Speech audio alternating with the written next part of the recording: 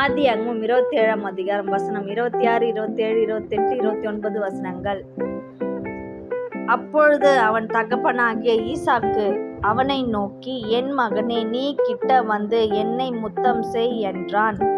அவன் கிட்ட போய் அவனை முத்தம் செய்தான். அப்பொழுது அவனுடைய வஸ்திரங்களில் வாசனையை மோர்ந்து, இதோ என் குமாரனுடைய வாசனை கர்த்தர் ஆசீர்வதித்த வயல்வெளியின் வாசனையைப் போல் இருக்கிறது.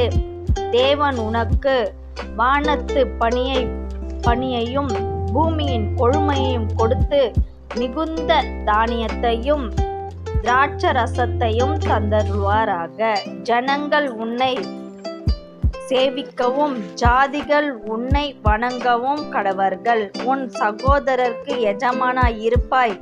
உன் தாயின் பிள்ளைகள் உன்னை வணங்குவார்கள். உன்னை சபிக்கிறவர்கள் சபிக்கப்பட்டவர்களும் உன்னை ஆசீர்வதிக்கிறவர்கள் ஆசீர்வதிக்கப்பட்டவர்களுமாய் இருப்பார்கள் என்று சொல்லி அவனை ஆசீர்வதித்தான்.